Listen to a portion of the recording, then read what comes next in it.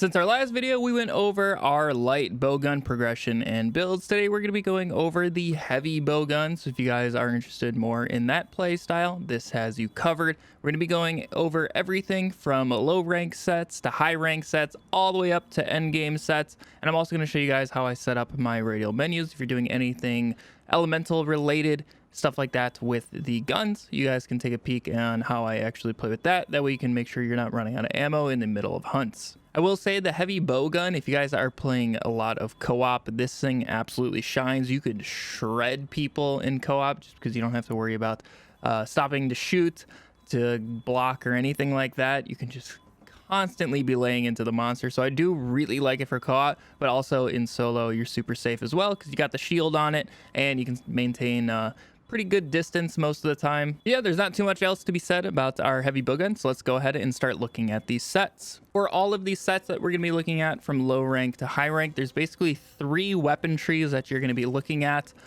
for the time being, at least until we get to endgame.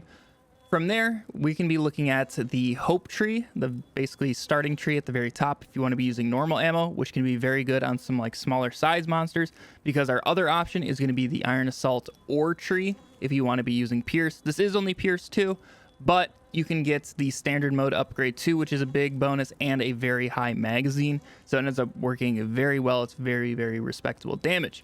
And then our third option is eventually going to be the Kangala line if you want to be using the special ammo. So if you want to be using like Wyvern Hearts, anything like that is what you're going to be using there. That's what we're going to be using into endgame as well with our special ammo. So if you want to get a head start on there, and that's personally, in my opinion, my favorite way of playing it. I don't know if it's technically the best, but it does work out very well, especially if you're playing co-op. You can just sit there and lay into the monsters, and that's going to get a big upgrade once you do get the corrupted mantle. But at the very start, I do recommend just the iron assault ore tree. I think that pierce 2 and everything else about that line is very strong. So that's where I would start. But for our actual like armor sets, it's gonna be very similar to our light bow guns. The first upgrade you could do would be getting just like flinch free from the Balahara, and you can fit in some Chemitress helmet and arms there and get some like quick sheath evade extender stuff going on. It's gonna help you out. Just make the weapon feel a little bit better when you do need to be like dodging or putting your weapon away.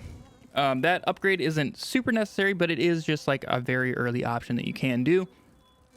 But our first like really big upgrade is once again always going to be the Guardian Ebony set. We can get the helmet, arms, waist, and legs, and then fit in an Udra chest in there. That's going to get us burst 3 and a resentment, but the most important part is burst boost 2 from the Ebony Odogaren's set bonus from the 4-piece set. That's going to be a ton of extra attack, especially early on.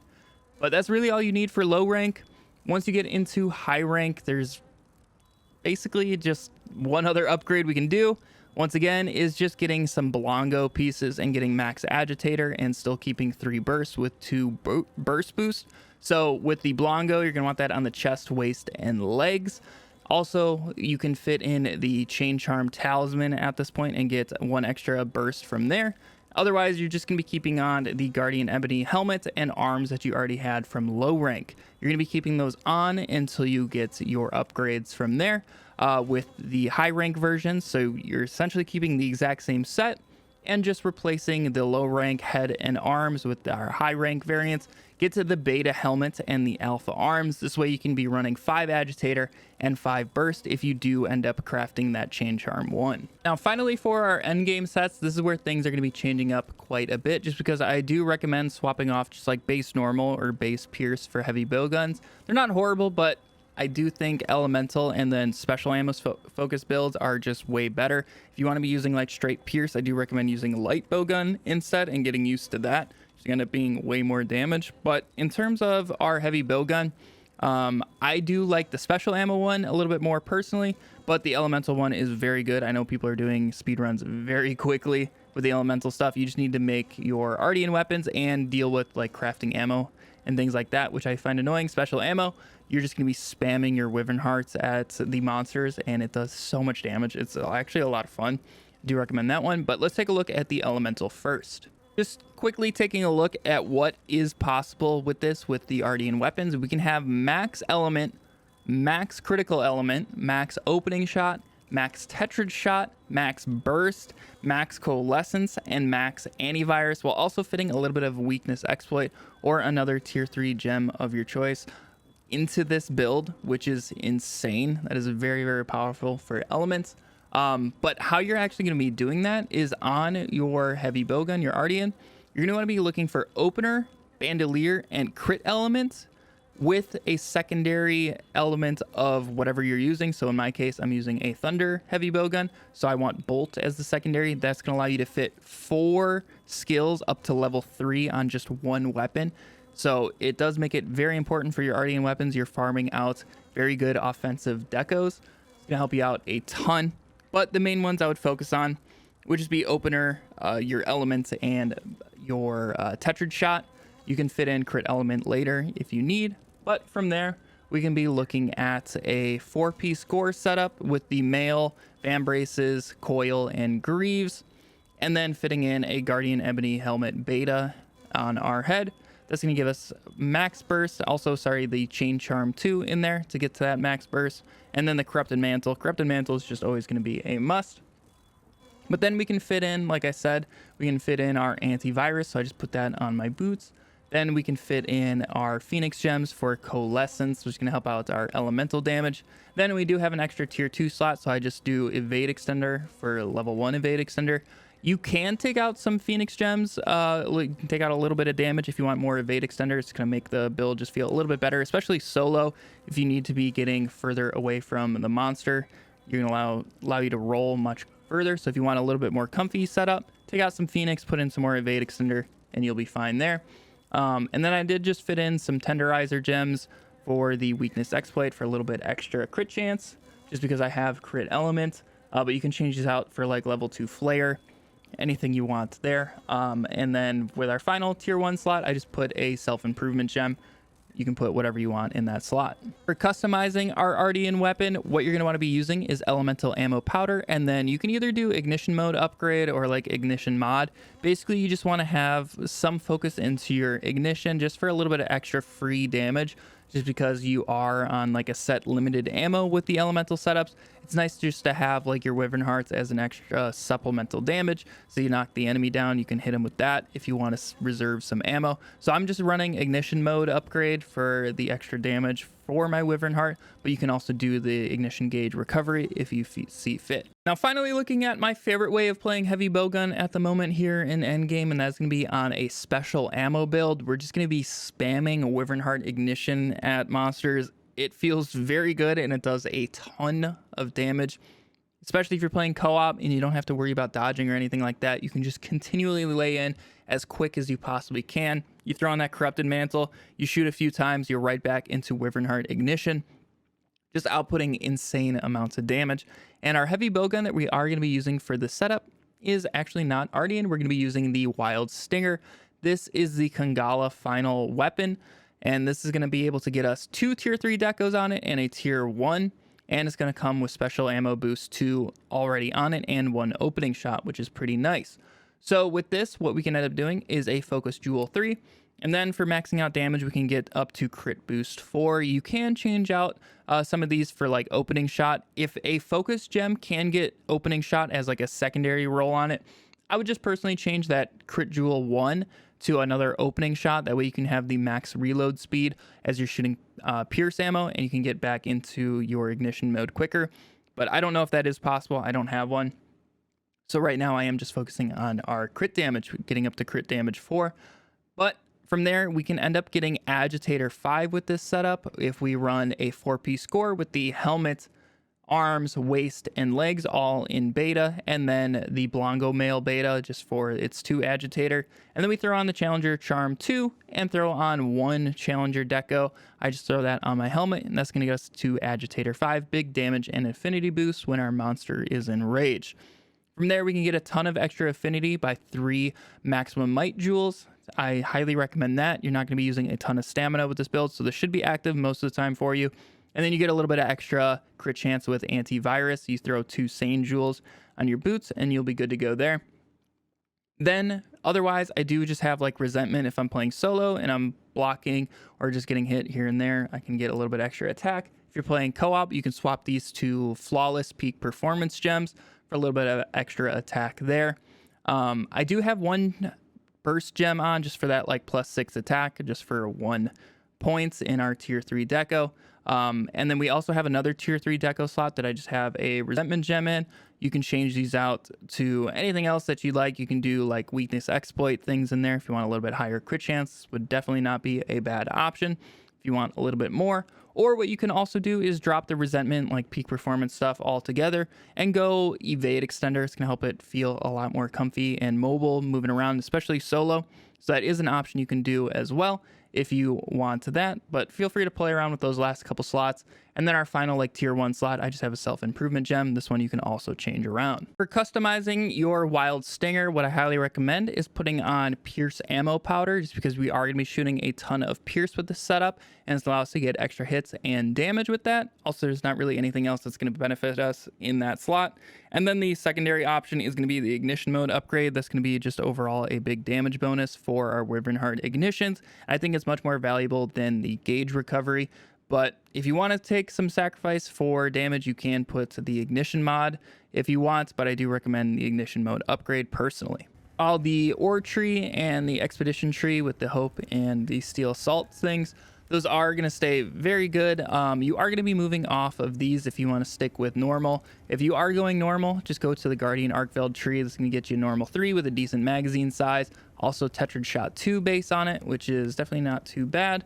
So this is a very decent normal ammo option, but unfortunately normal just doesn't work out too great later on. It's more kind of like an early game thing. But some other options would be the Gormagala tree. This weapon is very good. It comes with critical element 3 and standard mode 2 base on it, with 20 affinity, which is pretty good. This is going to be very good for freeze ammo. It gets freeze level 2 with a very good mag size. This also gets pierce 3 with a decent mag size, but that critical element is kind of just a waste for the pierce. So you could just stay steel assault or with an Ardian weapon for pierce related things. If you don't feel like making an Ardian weapon for thunder, the Guardian Fulgur Anjananth is going to be a decent option. Gets very high thunder ammo mag size at 8, which is very good, and comes with critical element 3 on there, which is pretty dang good. Or for water ammo, you can do the Uthuna tree. This comes with Tetrad Shot 3 on it and double elemental boost magazine at 240 attack. Granted, you get minus 15 affinity, but that is very high base attack. And you can get water ammo level 2 with 8 in the mag, which is pretty insane. That's a very huge magazine. But once again, just stick to Ardian for elemental. But if you don't want to make Ardian, this is another good option. I did just want to go over how to set up your item pouch and your radial menu for crafting elemental ammo on the fly. So taking a look at our ammo pouch first, we're going to be using the hypothetical that you're using thunder ammo. This resource is going to change depending on what type of ammo you're using. So we can take a look at like the crafting recipe and you can figure out what item you need for that. So for thunder ammo, that is going to be the Thunderbug capacitor. There's a bunch of farming places for these in the plains. Otherwise, you can use just like the material retrieval stuff and just passively farm that. I think that's the case for every single ammo type, which is nice. So if you want to do that, you can. And then so I just make sure I have a max stack of those in my item pouch and have that set to a loadout. So anytime I need that, I can just go into here and use this loadout and it's automatically going to fill it up. I also have one set up for ice, which is the snow ferns or whatever they're called there. So if you have ice builds, you can do that. Then once you have your item pouch set up there, make sure you are just like filling up your ammo here every single time. Just have a stockpile of ammo in your box. And then for the radial menu, all you're going to be doing is making sure you go over here, go over to the crafting list, and then ammo. From here is where you can move over and pick your slot. So say I want to put the thunder ammo in here. I do recommend 1 by 1. It's going to save you some resources, especially if you don't have like the material retrieval yet and like endless supplies. You're using this earlier on. 1 by 1 is going to help you save some ammo because you might just need like 1-2 stacks at the very end of a fight instead of just the whole thing. It's way easier to refill your ammo once you're back at base than it is to get the materials to craft the ammo itself. So I do recommend just doing 1 by 1. If you want to do all, you can, you don't care. But basically you can select the 1 by 1 and you can put that into whatever slot you want. So I just have that on my 5 button. and you just, as you're shooting, you can just craft that ammo, which is really nice. I just tap 5, craft it 1 by 1. That's going to be making 12 bullets every time I press that button. It's not going to take any like animation, anything like that as you're shooting, which is nice. So you can just make sure you're doing it as you're getting low on ammo. Just something to keep an eye out as you are fighting your monster. Quickly, I did just want to show like how much damage the elemental stuff can do. This is obviously just going to be on like the training dummy. And right now I don't even have any skills selected. Currently, I don't have a corrupted mantle on, anything like that. You can see one shot was already doing, you know, mid 200s, anywhere from like 230 to 275 damage, depending on my crits, which is pretty insane. Now my food buff did just activate, so now we can be like over 300 damage a shot, which is really nice. And once again, that's without any skills active. Let's quickly just like turn some of those on, and we can see what our damage would end up being. So let's apply those. We can also equip our corrupted mantle super quick, and we can see our like potential damage output per shot right here on just, once again, the training dummy, which is pretty insane. So start shooting. We're up to 334 before like burst is going. We spam these out. See, some of these ticks are doing into the 70s, which is pretty crazy. And that was over 2,000 damage from just one mag, and you can just spam this stuff. So this stuff is very, very powerful, and it helps you put out insane amount of damage, especially to your elemental weak targets. It will be a very quick hunt for you. I did just want to do the same thing with our special ammo build. And one way that I do recommend that you start this just to get the most out of your corrupted mantle is you could start without the corrupted mantle on. So you just, right when you get into the fight, you start off with your Wyvern Heart ignition. By the way, you can see these are hitting for almost 100 right now with our buffs active, which is crazy on those weak points. But then once you're there, that's when I do recommend putting on the corrupted mantle, just because you get that huge boost when you initially put it on. And then from there, you can shoot just basically one time, and it's going to be full. You go right back into your Wyvern Heart ignitions, just outputting insane amounts of damage on the target. Once we have our buffs and everything active there, that was 107 hits. With this, you do need to continually hit the target. If you miss, it's going to like reset the damage bonus that Wyvern Heart ignition gives you. But once you're out of it, just spam the pierce ammos, and you'll get right back into it in a few shots. And then this is where you can see how powerful this corrupted mantle is for this setup, and why you're going to want to make the most of your time while you have it on, because you are going to slow down quite a bit once it's gone, but you are going to be getting it quick. It can be like a couple mags, so it doesn't take too long to get back into your ignition mode without the corrupted mantle, but with it on, your damage output is going to be insane. But yeah, overall, heavy bowgun is very good, but I'm a little sad that elemental and special ammo seems to be kind of like the just two real options for endgame. Kind of sucks that spread, the recoil just can't be changed. It feels very bad to use. Also, sticky ammo kind of sucks. And there's just so many other ways that I wish I could play heavy bowgun, because this was my main weapon in World. So I've played this weapon a lot. It's a lot of fun, but right now there are some areas where it is lacking. So hopefully they'll change that in the future. But for right now, elemental, special ammo are going to be your two best bets in endgame. So if you guys did enjoy this progression and build guide, if you guys did, make sure to leave a thumbs up on it to let me know. Also consider subscribing for more Monster Hunter Wilds content. We're going to have a ton of other guides and videos coming here in the near future. So thank you guys for watching this far. I really do appreciate it. I hope you all have a fantastic day. See ya.